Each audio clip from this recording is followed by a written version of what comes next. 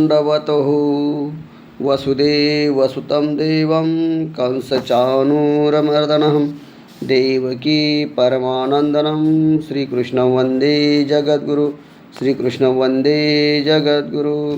दंडवतो सर्वज्ञ श्री चक्रधर स्वामी की जय। महानुभावपंथीय ज्ञान यामध्ये आपण महानुभावपंथीयाविषयी ज्ञान ऐकत आहोत। आजचा विषय आपण घेणार आहोत की महानुभाव पंथामध्ये प्रवेश केल्यानंतर, महानुभाव पंथामध्ये गुरु केल्यानंतर महानुभाव पंथांचे काही नियम आहेत, त्याचं पालन करणं आपलं आवश्यक आहे।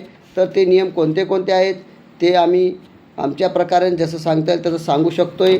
की पहिला नियम आहे की भगवद्गीता आणि श्री चक्रस्वामी निरूपित ब्रह्मविद्या शास्त्रावर श्रद्धा ठेवायला पाहिजे। म्हणजे महानुभाव पंथामध्ये जर प्रवेश केला, उपदेश घेतला, तर पहिला आपला नियम आहे की श्रीमद भगवद्गीता म्हणजे श्री कृष्ण महाराजांनी जी भगवद्गीता सांगितलेली 18 अध्याय त्याच्यावर आणि चक्रस्वामीजीने निरूपित केलेलं ब्रह्मविद्या शास्त्र आहे सूत्रपाठ, यामध्ये जे काही सांगितलेलं ज्ञान आहे ब्रह्मविद्या शास्त्र याच्यावर आपली श्रद्धा पक्की पाहिजे। म्हणजे आपण ईश्वराचं म्हणितलं ऐकलं पाहिजे। देवाने जे जे काही ब्रह्मविद्या शास्त्रात सांगितलेलं आहे तसं तसं आपण फायनल सांगितलेलं आहे, देवाने जे सांगितलं आहे तेच आपण करायला पाहिजे आणि ते सिद्धांत आपल्या जीवनामध्ये उतरण्याचा प्रयत्न करायला पाहिजे। म्हणजे देवाने सांगितलं हे करू नको तर आपण ते केलं गेलं नाही पाहिजे, देवाने सांगितलं हे करा तर ते आपण करायलाच पाहिजे। भगवद्गीता आणि चक्रस्वामीजीचं सूत्रपाठ यामध्ये जे काही सांगितलेलं गेलेलं आहे ते जीवाच्या कल्याणासाठी सांगितलेलं आहे। म्हणून यांच्यावर या शास्त्रावर श्रद्धा ठेवून जे जे त्यांनी सांगितलेलं आहे परमेश्वर अवताराने ते आपल्या जीवनामध्ये उतरण्याचा प्रयत्न करणे हा महानुभाव पंथांचा नियम आहे, महानुभाव पंथाचं कर्तव्य आहे, ते करणं फार महत्त्वाचं आहे। हा नियम आहे।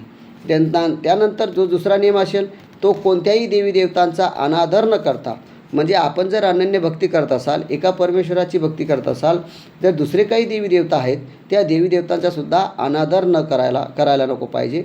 न करता केवळ परमेश्वराची अनन्य भक्ती करणे, त्यांचा आदर ठेवा।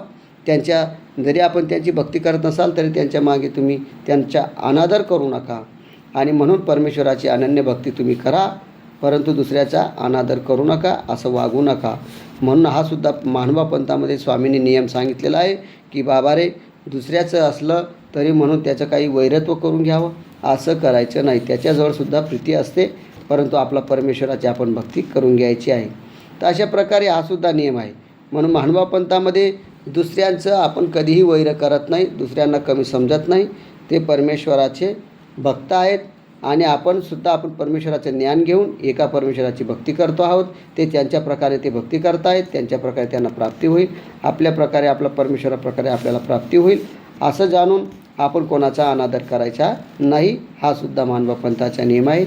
आणखी नियम असा आहे की सर्वज्ञ श्री चक्रस्वामी निरूपित स्थान प्रसाद भिक्षुक वासनीत, म्हणजे जे काही 4 साधन आहे या साधनावर पूर्ण विश्वास ठेवायला पाहिजे की मला स्थान जर मी केलं तर मला परमेश्वराची आठवण येईल आणि परमेश्वराची श्रद्धा वाढेल।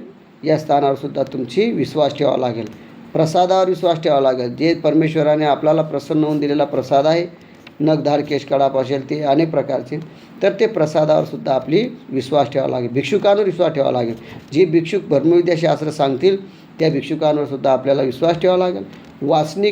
वासनिकसुद्धा काही आपल्याला जे काही आचरण सांगतील त्यांच्यावर सुद्धा आपल्याला विश्वास ठेवावा लागेल। तर अशा प्रकारे चतुर्साधनावर सुद्धा विश्वास ठेवावा लागेल। हाही महानुभाव पंथाचा नियम आहे। त्यानंतर आत्मशुद्धीसाठी दररोज त्रिकाळ पूजा नमस्कार करणे, म्हणजे आपल्याला आत्म्याच्या शुद्धी जर करायची असेल तर दररोज आपण त्रिकाळ पूजा करायला पाहिजे, सकाळ दुपार संध्याकाळ। हे जे त्रिकाळ पूजा अवसर आहे हे आपण करायलाच पाहिजे। ते जर आपण सतत करत राहिलो तर आपल्या अंतःकरणामध्ये काय होईल, आत्मशुद्धता होईल, आपल्या आत्म्याची शुद्धता होत जाईल। आपल्याला वाईट चिंतन येणार नाही, वाईट क्रिया होणार नाही, क्रोध येणार नाही, आहे का नाही, काम क्रोध लोभ मद मत्सर हे जे काही 6 विकार आहेत त्यांचं बाधा होणार नाही।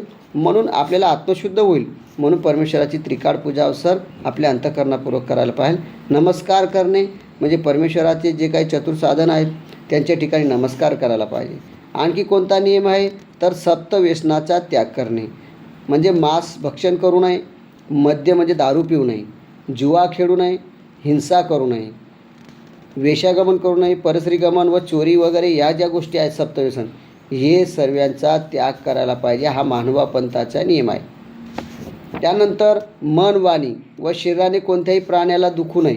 म्हणजे आपले जे काही मन आहे त्याने वाईट कोणाचं चिंतन करायचं नाही. आणि वाईट वाणी म्हणजे आपण कोणाला वाईट बोलू नये. आणि शरीराने सुद्धा कोणाला प्राण्याला त्रास देऊ नये. आपल्याकडून कोणाचं वाईट होऊ नये याचं लक्षण आपण ठेवायला पाहिजे. हा सुद्धा परमेश्वराने इथं सांगितलेला आहे की नियम सांगितलेला आहे की आपण कोणाचंही वाईट चिंतन करू नका. मुंगीचं सुद्धा वाईट चिंतन करू नका. अशावरून स्वामी सांगताय की कोण्याही प्राण्याचं आपण वाईट चिंतन करायचं नाही, त्यांना त्रास द्यायचा नाही, असं सुद्धा परमेश्वर काटेकोर सांगतायत. त्यानंतर खोटे भाषण करू नये. म्हणजे आपण कोणालाही काही बोलत जातो, खोटं बोलत जातो आणि विचार करत नाही त्या बोलण्यामध्ये. कोणाला काही बोलतो, कोणाला काय सांगतो, खोटं बोलत असतो. म्हणून कधीही खोटं बोलायचं नाही. आणि स्वामी ते सांगितलं आहे की महात्म्याने सत्यावर जवा व्हावी. म्हणजे सत्य राहावं, खोटं बोलू नये. त्यानंतर दान किंवा कोणतेही काम निष्काम भावनेने करा. जर तुम्हाला एखादं दान करायचे असेल, अन्नदान, वस्त्रदान, द्रव्यदान काही करायचे असेल, कोणतंही दान करायचे असेल तर ते निष्काम भावनेने करा. सकाम म्हणजे हेतू ठेवून काम करू नका. तर त्याच्यात परमेश्वराला दिलं म्हणजे दिलं, त्याचा विषय तिथं संपून टाकायचा. म्हणजे ही निष्काम आहे. कोणताही हेतू न करता दान किंवा दुसरं कोणतंही काम करायला पाहिजे, त्या भावनेने करा. हा सुद्धा मानव पंथाचा नियम आहे. त्यानंतर परमेश्वराच्या धर्माचा प्रचार करा. नुसतं आपण उपदेश घेतात, आपल्याला ज्ञान घेत नाही, आपणच ज्ञान करत नाही, कोणाकडून साधुसंताकडून किंवा प्रवचनाद्वारे आपण ज्ञान घेत नाही. आणि धर्माचा प्रचारसुद्धा आपण कधी वाढवत नाही. आणि ठेपा कोणावर देतात की मी उपदेश घेतला, मला ज्ञान नाही, मला साधू येत नाही, ज्ञान देत नाही. तुम्ही स्वतः प्रयत्न करत नाही, आपला गुन्हा आहे. आपण स्वतः प्रयत्न करायला पाहिजे, त्यांच्याजवळ जायला पाहिजे, ज्ञान घ्यायला पाहिजे. आणि आपल्यालासुद्धा धर्माचा प्रचार करता यायला पाहिजे. नाही जरी मोठं ज्ञान असतं आपल्याकडे, गुह्य ज्ञान, पण वरवडे तरी आपण त्यांना शांत केलं गे पाहिजे. आणि असा धर्माचा प्रचार करून आपणसुद्धा एक उपदेशी आहोत तर दोन उपदेशी बनवायला पाहिजे. हे सुद्धा क्रिया परमेश्वराला आवडी येते. आणि हा सुद्धा परमेश्वराच्या आवडी झाल्याने परमेश्वर प्राप्तीला योग्य होतो. म्हणून हा सुद्धा मानवा पंथाचा प्रचार करणे हा सुद्धा नियम आहे. म्हणून स्वतःसाठी न करता दुसऱ्यासाठी सुद्धा आपण कार्य करायला पाहिजे. आणखी भगवद्गीता निरूपित परमेश्वराच्या अनन्य भक्तीचे ज्ञान सर्वांना द्यायला पाहिजे. भगवद्गीता आपण अभ्यास करायला पाहिजे. भगवद्गीताचा अभ्यास करून त्यांचा अर्थ वगैरे जाणून आपण दुसऱ्याला निरूपण करून धर्माला लावायला पाहिजे. आणखी एकमेकांना भेटताना प्रीतिपूर्वक दंडवत म्हणायला पाहिजे. जर वासनिक भिक्षुकला भेटत असेल, भिक्षुक वासनिकला भेटत असेल, एकमेकाला जर तुम्ही एकमेकाला भेटले तर प्रेमाने सर्वांना दंडवत करायला पाहिजे. आणि दंडवत केल्यानेसुद्धा प्रीती वाढते, गोडी वाढते, परमेश्वराला आवडी वाढते. हा सुद्धा मानवा पंथाचा नियम आहे. ते नियम सांगतोय मानवा पंथाचा की तुम्ही एकमेकाला भेटले तर दंडवत करायलाच पाहिजे. हा सुद्धा नियम आहे. आणखी कोणता नियम आहे तर सर्वज्ञ श्री चक्रस्वामीच्या आदेशानुसार केवळ परमेश्वर अवताराचेच जे काही विशेष आहेत, म्हणजे परमेश्वर अवताराने जिथं बसलेला आहे, चरण स्पर्श केलेला आहे, अशा ठिकाणी जे काही पाषाण आहेत त्या पाषाणांनाच नमस्कार केला पाहिजे. त्या पाषाणालाच आपण जे स्वामींनी स्पर्श केला आहे त्या पाषाणाचाच आपण नमस्कार करायला पाहिजे. आणि अशा पुनीत झालेल्या वस्तूंचीच आपण पूजा करायला पाहिजे. नाही तर कोणतेही गोल गोटे असतील किंवा काही असतील तर असे गोटे आणून ते देवपूजेत ठेवू नये, त्यांची पूजा करू नये. ती महानुभाव पंथामध्ये ती पूजा केली जात नाही. महानुभाव पंथामध्ये जी काही पूजा केली जाते, पाषाणाची जी पूजा होते असतील तर ते परमेश्वराच्या श्रीचरणाने स्पर्शित झालेले, परमेश्वराच्या तिथं स्पर्श झालेला आहे आणि म्हणून ते पवित्र झालेले पाषाण आहेत, त्यांचंच पूजन महानुभाव पंथ करत असतो. म्हणून ते पुनीत झालेले जे काही वस्तू आहेत त्यांचंच पूजा करायला पाहिजे. असं केल्याने सुद्धा आपल्याला परमेश्वर प्रसन्न होतात. म्हणून हा सुद्धा महानुभाव पंथाचा नियम आहे की आपल्याला परमेश्वराने गुरुने जे आपल्याला प्रसन्न होऊन दिले जे काही प्रसाद असतील, म्हणजे विशेष असेल, प्रसाद असेल, वस्त्र असेल, त्यामध्ये जे काही दिलेलं आहे आपल्याला, तर त्याची पूजन आपण केलं गेलं पाहिजे. त्यांच्या लीळा वगैरे आपण आठवायला पाहिजे.